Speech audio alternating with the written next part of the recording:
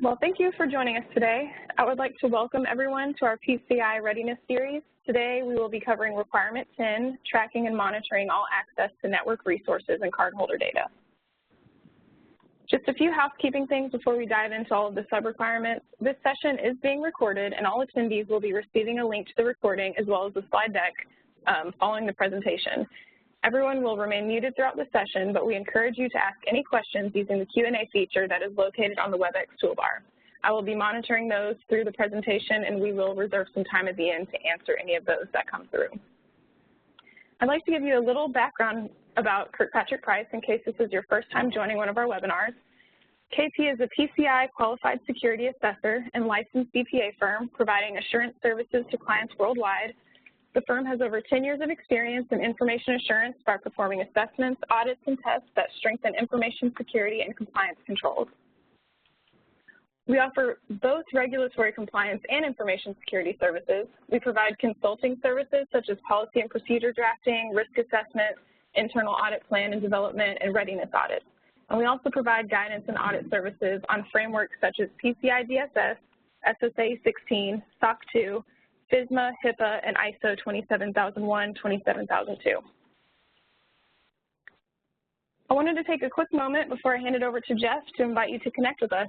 You can subscribe to our blog for regular industry updates, tips, and best practices. We also keep a library of our pre-recorded webinars located on our website. LinkedIn is another great way to stay in touch with us and another way to stay in the loop with what's going on in your industry. So at this time, I'd like to welcome our speaker, Jeff Wilder. Jeff has over 15 years of experience in information security, and prior to joining Kirkpatrick Price, Jeff was a trainer for the PCI Security Standards Council, where he was responsible for educating individuals working towards becoming QSAs. In his role of Director of PCI Services at KP, he is responsible for all aspects of PCI services. Jeff holds several industry certifications. He is a CISSP, ISSAP, ISSMP, and CISA. So welcome, Jeff. Hey, well, thank you. Thank you. Good morning, everybody. Good afternoon, wherever you're at. And we'd like to thank you for joining us with for another one of our series. If I can go ahead and get you to index the slide there for us. Once again, we're here to talk about PCI and the payment card industry data security standards. For those of you that I'm sure that most everybody on the call here is very familiar with what the PCI DSS is, but we'll go ahead and just talk a little bit about what it is. And so the PCI DSS is a security framework. It's a contractual framework that was put together by the payment card industry. And it really covers all systems, all people, all processes that store, process, and transmit cardholder data. Really, when we look at the PCI DSS, it is considered the minimum standard that you have to apply to your environment if you're going to interact with cardholder data. All right, let's go ahead and move forward. So the PCI DSS applies to merchants and service providers in financial industries, really anybody, as we talked about just a little bit ago, that stores, processes, and transmits cardholder data. We talked a little bit about, service provider that applies to service providers, but I want to take a few minutes here this call and talk about what a service provider is. So a service provider is any entity that might have the ability to impact the security of somebody else's cardholder data. And there are some exclusions to that. As a given example, a telco that is just providing, connectivity, providing an Ethernet cable, into your routers, they are not considered service providers. Or any entity such as like an Iron Mountain, where you're providing them your encrypted tapes, and they do not have access to the decryption keys, they would not be considered a service provider. But, if you are a merchant, right, one of the things that you need to ask is, within your organization, do we have the ability to interact or impact anybody else's cardholder data? If that's the case, then while you are a merchant, chances are you're a service provider as well. Okay, so let's go ahead and move forward. So there's approximately 394 controls within the current version 3.1. 3.2 has been released. We're going to be updating our slides and everything here in the probably by the next the next presentation to talk about the new versions. We've already had a presentation on the deltas, the major changes between 3.1 and 3.2. That's available on our website. So if you'd like to have a look at that, please spend some time look at that. There's 6 control objectives in 12 subject areas that you need to address. Let's go ahead and move forward. And today we're going to be talking about requirement 10. Okay, so we've covered, as the slide shows here, we've covered requirements 1 through 9 in detail, and today we're going to be focusing on logging and monitoring. In my opinion, this is one of the most difficult requirements for organizations to implement. So all of those particular presentations can be or are available to you for review if you're new to PCI DSS and you want to just have a general understanding about, what is the requirement about, what are the things that we're trying to get to. The presentations look to try to speak to these and not just simply just read you what the requirement is. There's no value in that. So we try to spend a little bit of time in talking about what's going on with these particular requirements. Okay, let's go ahead and move forward. All right, so we want to take a little bit of time in talking about some of the methods that organizations can go through for testing to their compliance. The first one is an SAQ. There's 4 basic, well, there's major version, there's several different versions to this. And it really all depends on how you process cardholder data and how you interact with it. It also, considered of that as the type of interaction that you have.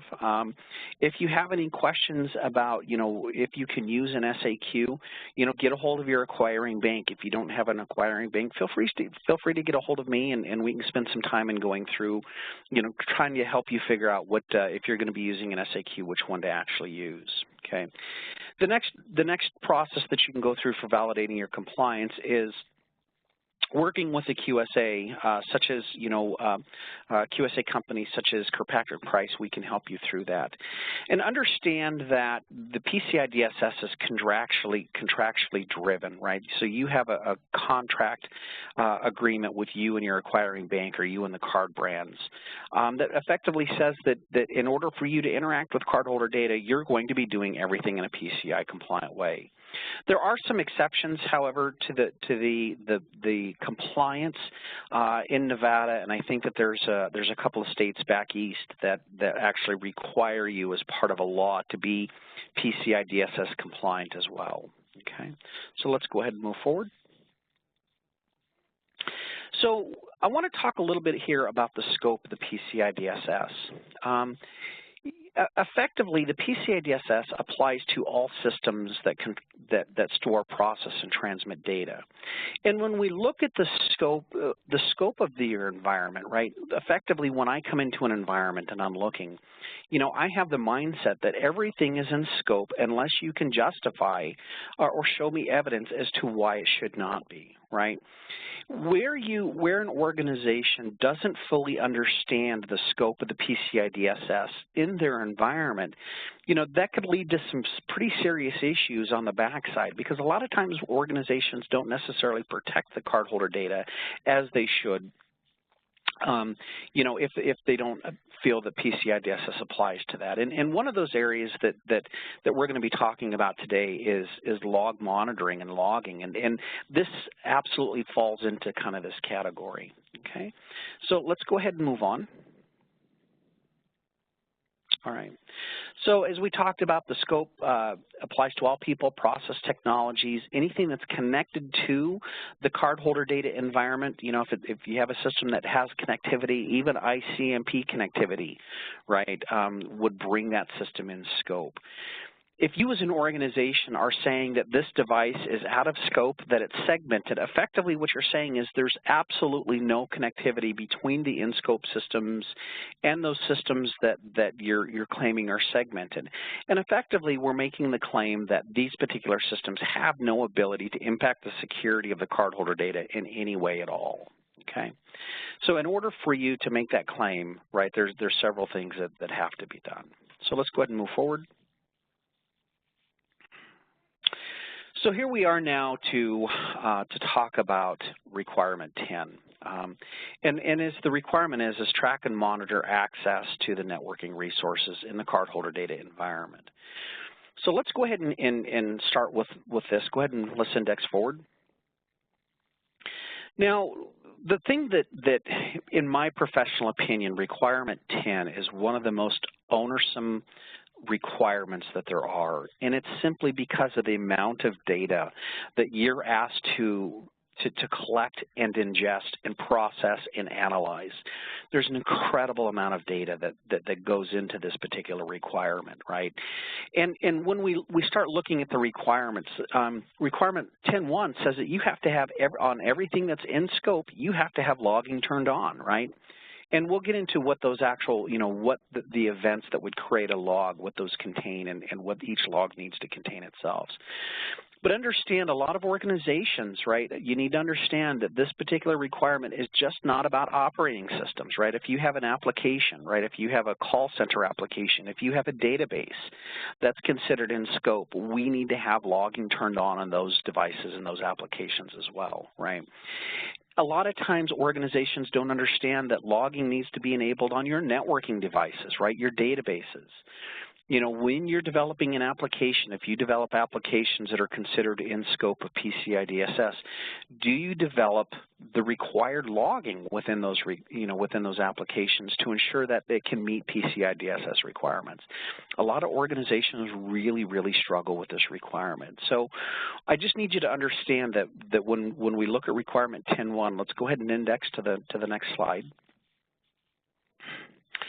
Now,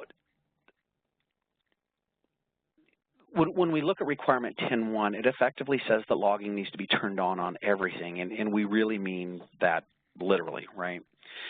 So an organization really needs to when we're looking at logging, right, what's the purpose, what's the intent of logging, right? And the purpose of the logging is that we can come back from there's multiple facets to this, really, but for me, the focus of requirement 10 really is two things. One is from a post-breach perspective, is to go back and identify what actually happened that led up to the breach, right? What are the events that occurred? What did this person do? But the other part of that, right, is to be able to in as close to real time as possible, is to identify when something out of the exception is happening so that we can identify that there's something is going on, right, and be able to react to that in an appropriate amount of time. All right, let's go ahead and index forward. I read a report, the Verizon Breach Report. For those of you that haven't seen that, it's a really great report. One of the interesting things that particular report talked about is that there were only 3% of the breaches that occurred, right, in 2015. Only 3% of the breaches that occurred were self-identified. Effectively, what that means is that 97% of the breaches that they tracked, the organizations that were breached were notified by a third party, right? So once again, this is telling me that organizations, the logging and monitoring program is really insufficient to identify what happened or that there's something that's going on. So we've kind of already talked about this. Requirement 10.1 says that, all in-scope devices must have logging enabled. And from an assessment perspective, we're looking at operating systems, we're looking at applications, we're looking at databases, we're looking at homegrown applications, right? We're looking at everything and making sure that you have the required logging attributes enabled as part of this process. All right, so let's go ahead and move forward. So where logging is actually enabled on everything, requirement 10.2 says when one of these events occur, right, and we'll talk about these really quickly. When one of these events occur, it needs to create a log, and 10.3 defines what that logging event actually is, okay? So as part of this process, anytime anybody accesses cardholder data, we need to see a log of that, right? Now understand that masked data, right, or truncated data is not considered cardholder data. But if we're encrypting cardholder data, that is considered, encrypted cardholder data is still cardholder data. It's just encrypted. So from an organizational perspective, we need to make sure that anytime anybody accesses cardholder data, we have a log that says that these individuals actually accessed it. Now, we don't necessarily want to see what the data, what the results of the actual, the data that they actually viewed, but we need to see a log that says Johnny, Tommy, Susie, Betty accessed this data at this time, okay? Now, this next requirement is one that's kind of catches people off guard, right? And it says basically that any actions taken by anybody with administrative or root privileges needs to be logged. Now, one of the things that I want to bring your attention to is it says, any individual with root or admin privileges. Now, we're not just talking about administrator privileges, right? So as I give an example, if you have somebody, if you have a call center, and in your call center you have a call center manager or perhaps, a call center lead person that has the ability to mask data, to change an attribute to where an individual could see cardholder data or not see cardholder data. If they make those types of changes, if they set up an account, right, within the call center application, right, we're talking about administrative functions and not just the role that they have based on their title, okay? So this is another reason why, you as an organization should probably prohibit, your staff from, if they're an administrator staff, from using an administrator account for their checking their emails or browsing the internet or just doing their normal everyday activities. Because if that is the case, then we need to see a log of when they've done those things. So typically what we recommend is they have two accounts. They have, Johnny admin account or Betty admin account, and then they have their normal user account for just doing their normal activities, okay? So once again, anytime anybody does anything that with an admin account, we need to see a log that occurred, okay? Anytime anybody accesses the audit trails, we need to see a log of that, okay? Now, the next one is invalid logical access attempts. Now, this is kind of multifaceted, right? So when we look at, as a given example, if out on a directory somewhere or out on a share, we have files that somebody doesn't have permissions to, somebody tries to access that, we need to see a log that somebody tried to access that, okay? The other part of that is that, let's say that there's an application, right, that requires you to authenticate to, as all applications should, and for some reason I attempt to authenticate to it and it fails. I need to see a log of that. Now, the next one, it says use and changes to identification and authentication mechanisms. Really what this is talking about is that anytime somebody uses, like your Active Directory, uses LDAP, uses your VPN services, right, or they make changes to it, we need to see a log that those types of things occurred, okay? The next one is, where the logs have started or stopped, right, or paused. In most cases, the operating systems, do these things by default. Most applications don't have the ability to stop logging, right? So this particular attribute is pretty much, is just you turn it on or off, right? So make sure that you're capturing these things as part of your logs, okay?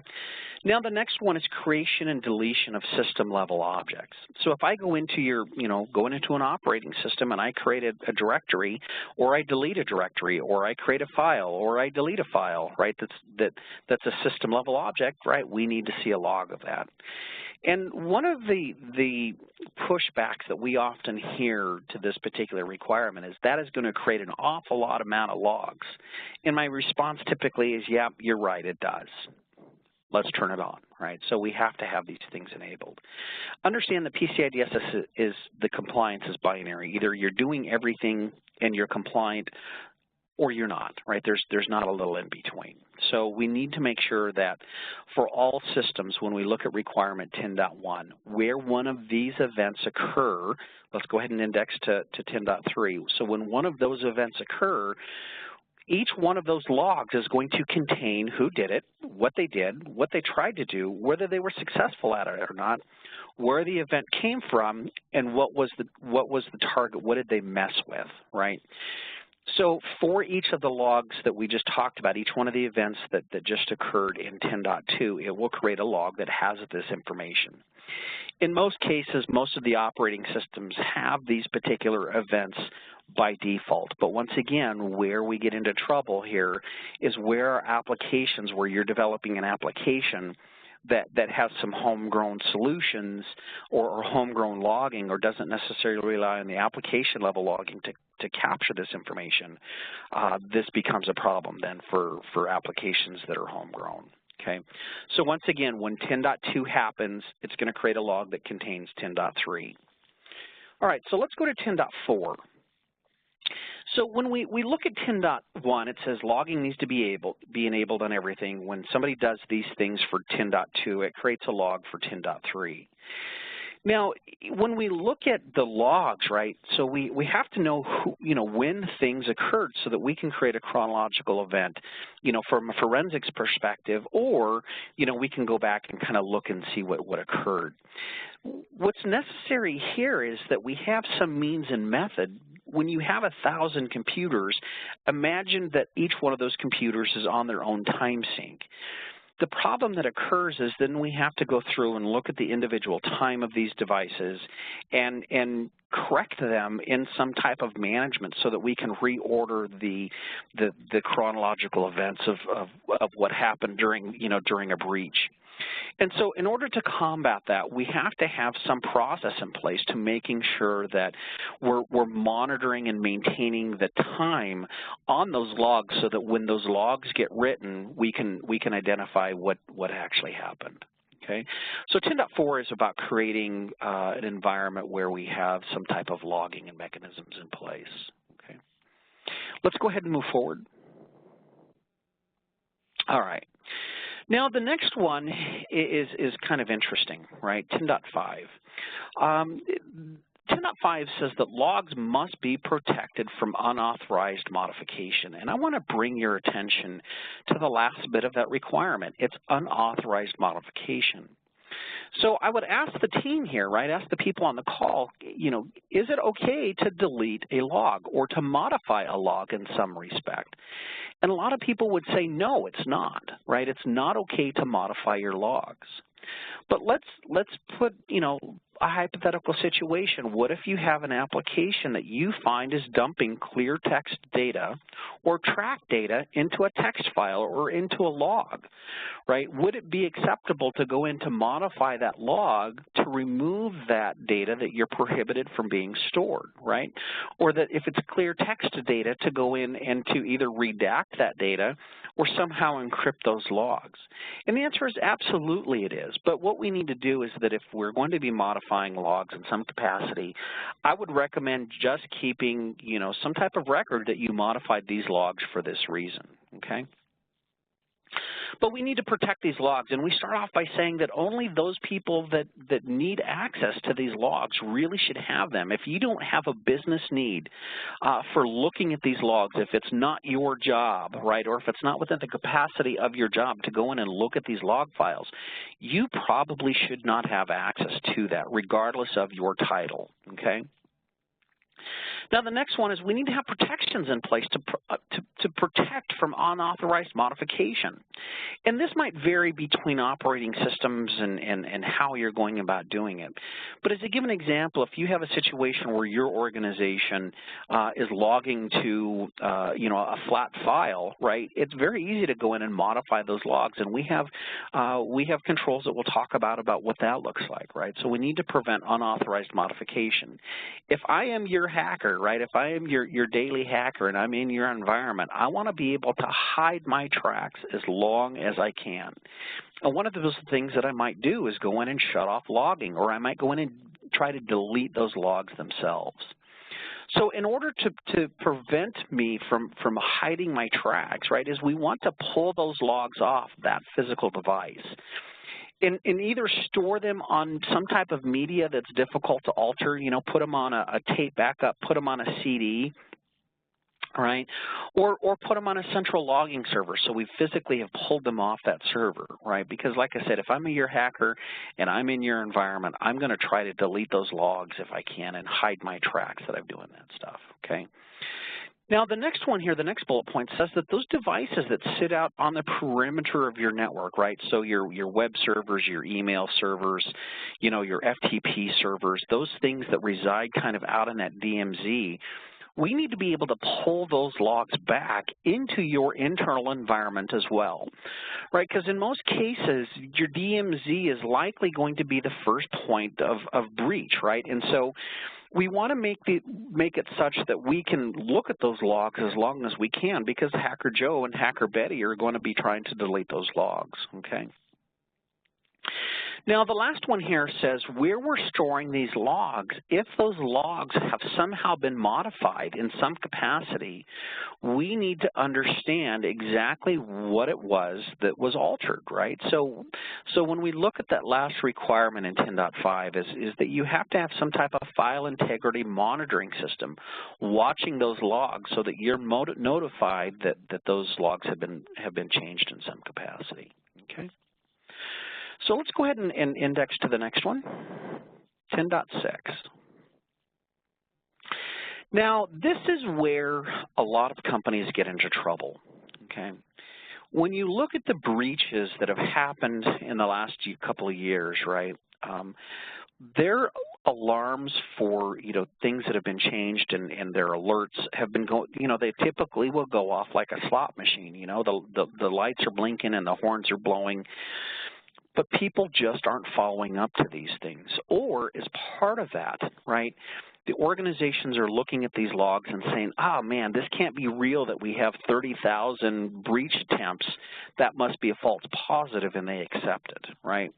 When, you know, some of the breaches that happened at like, I believe it was at Neiman Marcus, it was a breach that happened several years ago, and what I was told was that based on that breach, there were 60,000 or some, you know, enormous amount of logs that were actually captured in their logging solution that said that they had actually been breached. I don't know what led up to, you know, the breach. I don't know what allowed them to continue the breach to occur for the period of time that it did in any of these environments. But one of the things that I can probably guarantee you is that somebody within their organization failed to follow up on the exceptions, okay? So what this particular requirement means is that you as an organization, you need to define in your environment what is an exception, right? Is the fact that an administrator logged into your server at 3 o'clock in the morning through the VPN, is that a concern? It may or may not be. But if they've attempted to log in 35 times in 2 seconds, that should be a concern, right? So as an organization, you need to define what are those things that we define as being an exception, right? And in many times, these are the things that also that point to your risk management, your risk assessment framework, right? So those risk assessment, risk management things that come out of that assessment should help to drive what these actual exceptions are, okay? So we need to review these exceptions daily, and I cannot impress upon you how important it is that this is not just something that we hire the least expensive person in the organization and ask them to just look at the logs for the sake of looking at the logs. The people that are looking at these logs need to be highly skilled and highly trained to understand what is happening, what is considered the baseline. And when we see these types of events or these occurrences happen, that we need to cue our incident response program, okay? So you need to follow up on the exceptions at least daily. All right, so let's go ahead and index forward. Now, this is one of those requirements that a lot of people, once again, we find a lot of companies fail in this particular requirement. 10.7 says that we need to retain these logs that have been generated, right? Remember, anything that happens in 10.2, one of those events occur, it's going to create a log that contains all of that information in 10.3. We need to keep those logs for at least 1 year. And we need to have at least 3 months of those logs available for immediate analysis, okay? So if you only, so you can, as long as you have 3 months worth of data immediately available and you're backing up your servers, right, to tape, and we keep a year's worth of those tapes online, or, off tape storage, you're probably going to be okay here. But understand that this is typically a lot of data. It comes in really, really fast, okay? And it's one of the things that you can do is you can encrypt it, you can move it up, push that, as long as we have 3 months of that data, we can push, the 3 months, the 4-month time frame, we can push that data off to tape and keep those. But one of the areas not only that the organizations fail is not only in maintaining the logs in terms of the time frame. A lot of times organizations are not maintaining their antivirus logs, right? So what happens is that the antivirus clients on the workstations do not log to the antivirus server. They have a local log. So what I would ask of you to do is work with your administration staff and find out when we have an antivirus, for this particular laptop, for this particular workstation, when the antivirus client creates a log that says that there was some type of Java, nasty Java virus or something that popped up on this particular box. When it creates a log, are we storing those logs for 1 year, right? Does that get written to the central, your central logging server? Does it get written to your antivirus server? In a lot of cases, that answer is no, right? So what we typically log in the antivirus servers is the fact that it's scanned, it updated, those types of things. But just make sure, work with your administration staff and making sure that those logs are actually being captured and that we're maintaining those per 10.7, okay? So let's go ahead and move forward here. Now, of course, we always end each of the requirements with, 10.8 or 10, each one at the end of the requirements. And within requirement 10.8, we end, here with the same, what I call the capstone, right, that we need to have documented policies. Now, understand that a policy is a management's direction that says thou shalt do these things. Okay, and the procedure is how we go about doing the things that are necessary to meet the policies. All of these things that we've just talked about, right, need to be documented. They need to be in use, right? So it's not just the sake of you creating the policy or creating the procedure for the sake of passing your audit. What effectively should happen here is your auditor should ask for that information. They're going to be reviewing that information, and then what they're going to be doing is vetting you against what your policies and your procedures say in order for you to be compliant with this particular requirement. So it has to be documented in use. And anybody that's affected by these policies and procedures, they need to clearly understand that those policies and procedures are there. All right, so I see that we have a question in the portal. If we can go ahead and look to answer that, or So it says, we use a payment gateway. Should the PCI compliance responsibilities be up to them and not us as the merchant? I think that's a really good question, right? And where you're using a payment processor or a payment gateway or a third party, effectively, right, where you are individually interacting with cardholder data, where you have cardholder data in your custody, or where you have the ability to directly impact that cardholder data, for those things that you're interacting with it and for those things that you have now become effectively responsible for, you need to maintain the care, custody, and control of that cardholder data to ensure that it's secure, okay? However, your payment processor, your payment gateway will be responsible when they take custody of that data for maintaining the security of it. And one of the things that you're asked to do, and we'll talk about that when we get to requirement 11, is how do you manage your service providers, right? Because a payment gateway would be considered a service provider. So what are the things that you do from an organizational perspective to manage your service providers and making sure that they're doing the things that they need to do to ensure the security of the cardholder data that you're responsible for.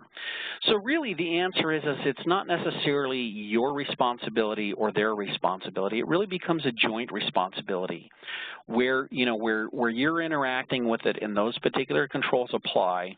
You're responsible for that. Where they're interacting with the cardholder data and those controls apply to how they interact with that cardholder data, those particular controls would apply. And then you as an organization then become responsible for ensuring that those organizations are doing those things that they're responsible for doing. Okay, so really great question. Thank you for that. All right, so let's go ahead and move forward. Okay.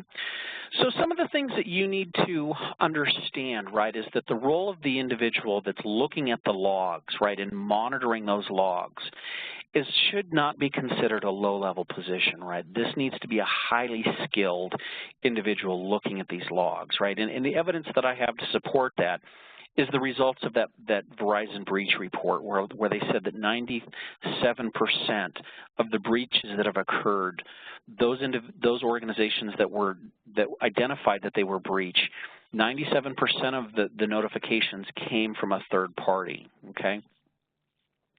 As part of this as well, understand that in many times, in many situations, there's something called an advanced persistent threat, ATPs. These organizations, when you look at the threat modeling and the breach posture of the breaches that have occurred, in many times these organizations were in the environment for weeks and months and sometimes even years before that they were identified that there was a breach, right? So once again, this is really kind of speaking to the fact that in the industry as a whole, the breach response, the breach identification probably is not working as well as it had. And I've kind of already talked many times to this breach notification or the Verizon breach report. One of the things that I would do is I would go download, if you have interest in providing, some type of statistical data back to your, executive staff to justify funding, this particular report is a really good tool for doing that. Okay, so let's go ahead and move forward.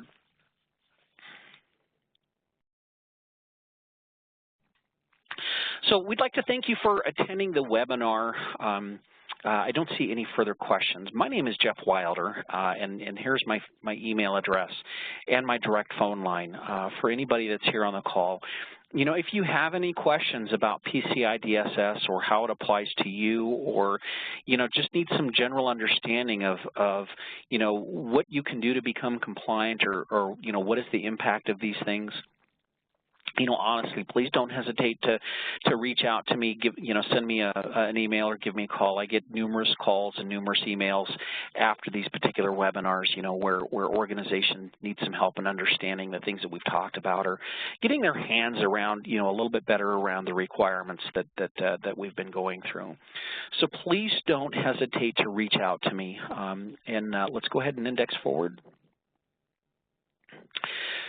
Coming up next is we have requirement 11. We still don't have a date for that set, but plan on that in probably the next 2 to 3 weeks. But effectively, requirement 11 is going to focus on the security testing of your environment. As we've stepped through the PCI DSS, we've talked about requirement 1, which is hardening your network, and requirement 2 is hardening your applications and servers. We've talked about encrypting the data. We've talked about secure encryption of the data and transmission. We spent a little bit of time in looking at, your antivirus requirements. We've talked about patching, right?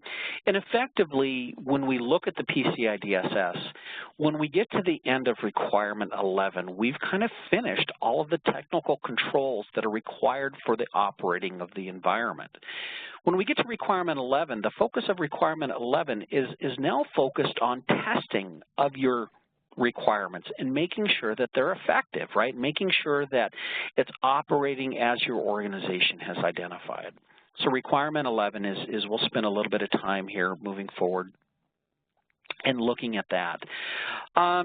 So we'd like to thank you for attending, and I see one other question that we'll get to here just in a moment that popped up.